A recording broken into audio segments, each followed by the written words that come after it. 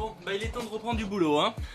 Hey les geeks, c'est Mathéo et on se retrouve pour un tout nouveau récap après mes 5 jours de vacances, quelque chose comme ça. Je suis de retour avec plein d'idées et surtout une très grosse envie de vous partager l'actualité de ces derniers jours. Et vous allez voir que même s'il n'y a rien eu d'énorme, et c'est pour ça qu'il n'y a pas eu de breaking news notamment en direct de mes vacances, il y a quand même eu des choses extrêmement cool qui sont tombées, autant du côté de DC Comics que du côté de Marvel, que du côté même aujourd'hui de report, bref plein de choses à dire. Donc il y a des news qui datent d'il y a maintenant plusieurs jours et des news qui datent d'il y a à peine quelques heures. Donc vraiment on est sur un bon petit récap des familles pour reprendre un petit peu comme ça les habitudes. Bref, ne perdons pas plus de temps et actualisons.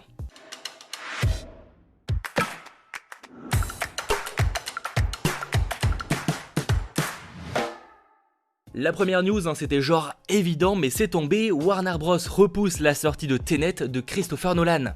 Oui, encore. La situation ne s'améliorant pas des masses aux États-Unis, beaucoup de cinémas restent fermés et c'est pourquoi le studio a pris une telle décision. Alors évidemment, vous allez me demander, mais du coup, c'est quoi la nouvelle date ?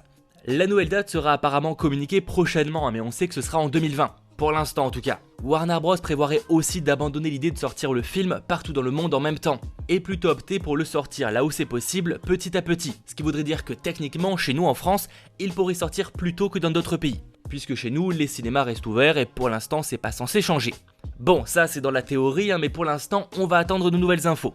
Au même moment, Warner Bros a aussi sans surprise, et ça je vous l'avais teasé il y a maintenant quelques semaines, reporté la sortie de Conjuring 3 sous l'emprise du diable qui passe de septembre 2020 à un très gros report puisqu'il passe à juin 2021. Mais rassurez-vous, pour l'instant, Wonder Woman 1984 ainsi que Dune n'ont pas encore changé de date. Et si Dune sort à la date annoncée, franchement ce serait un exploit puisque ce serait l'une des seules grosses productions à ne pas avoir été reportée de l'année 2020. Retenez juste qu'il est très peu probable que de grosses productions américaines sortent en août.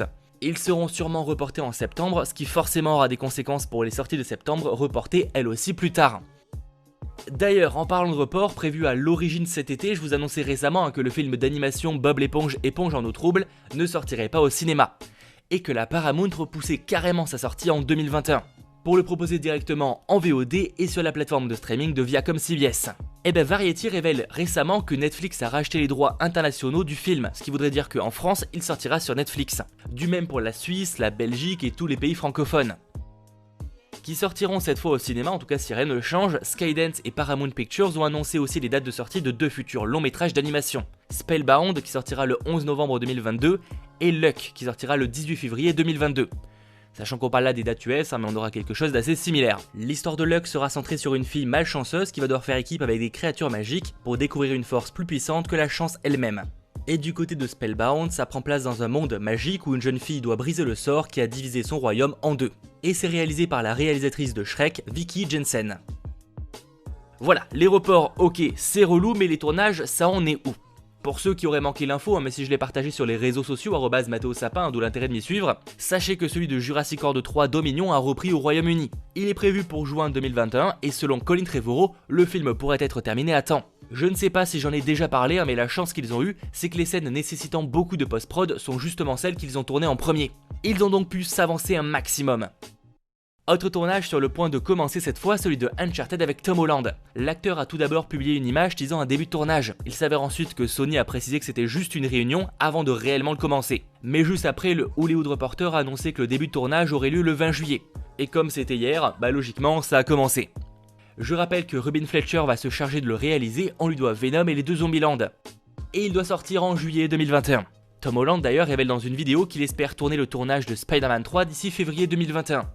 Ce qui confirmerait les infos, comme quoi le tournage pourrait commencer en septembre-octobre, quitte à qu'au début il alterne entre les deux plateaux. La suite de Far From Home est prévue fin octobre 2021. D'ailleurs, en transition toute trouvée, parlons un petit peu de Marvel et notamment des séries, parce que c'est un sacré bordel. Vous avez sûrement vu passer que WandaVision, Loki ont été repoussés. Bon techniquement c'est pas vraiment ça. Alors je vais pas rentrer dans les détails parce que ça n'a pas un grand intérêt, mais retenez juste qu'au final on n'a pas plus d'infos. A l'heure actuelle, on ne sait pas réellement quand elles sortiront et gardent les mêmes dates qu'annoncées, c'est-à-dire fin 2020 pour WandaVision et début 2021 pour Loki. Ce que l'on sait par contre, c'est que Faucon et le Soldat de l'hiver ne sortira pas en août comme annoncé il y a plusieurs mois par Disney, parce que le catalogue est sorti et il n'en fait pas partie. Et rassurez-vous, la vidéo donc des nouveautés Disney Plus d'août arrive très bientôt, je commence déjà à bosser dessus. Et elle sortira comme d'hab un peu avant pour les sponsors. A savoir aussi que Disney organise un appel à ses actionnaires le 4 août. On peut espérer des infos, même si honnêtement j'y crois pas vraiment. Bonne nouvelle par contre, on connaît le nom des 3 réalisateurs qui se chargeront de la série Hawkeye. Ce sera d'ailleurs la première série Marvel Studios à avoir plusieurs réals. On a donc Rhys Thomas qui a bossé sur Un dernier été à Staten Island, ainsi que Amber Finlayson et Katie Haywood qui ont bossé sur Troop Zero. En parlant réalisateur, la Paramount vient de recruter Brett Haley pour réaliser le préquel à Grease du nom de Summer Lovin', car oui c'est en préparation avec Lee McKendrick au scénario. Autre genre sûrement plus bourrin et on l'espère, pour ceux que ça intéresse, Michael Dawes vient de signer pour réaliser le film Just Cause basé sur le jeu vidéo du même nom.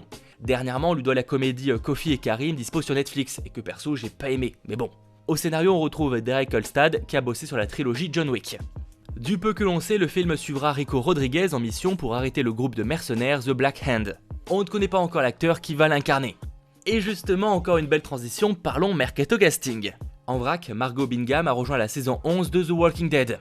Même si techniquement on n'a aucune confirmation à ce sujet, elle incarnera probablement Stephanie, un personnage pour lequel elle a déjà fait la voix off dans des épisodes de la saison 10. Fan de The Walking Dead, surveillez le Comic Con de cette semaine, ça pourrait vous intéresser. Je rappelle que j'ai récapitulé tout le planning dans une vidéo dédiée, c'est dispo.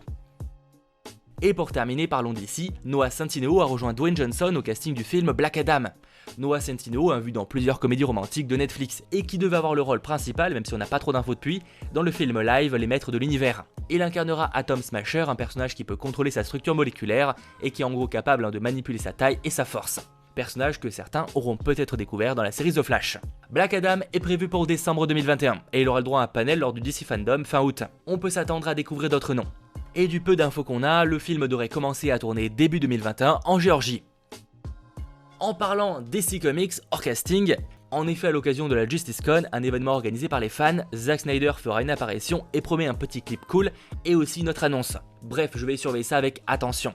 Et d'ailleurs dans la même interview, on a appris que le film dure pour l'instant plus de 214 minutes. Voilà, c'est donc la fin de ce retour du récap ciné et série, pas de news jeux vidéo aujourd'hui, mais j'espère évidemment qu'il vous aura plu. Si c'est le cas, pensez à lâcher le pouce bleu et pensez aussi à vous abonner. Et sachez pour ceux que ça intéresse que normalement vers 17-18h je ferai un live en direct sur le grenier de Mathéo, histoire de papoter un petit peu avec vous de ce retour de vacances. Et il y a du très lourd qui arrive dans les prochains jours. C'était votre geek Mathéo, ciao tout le monde.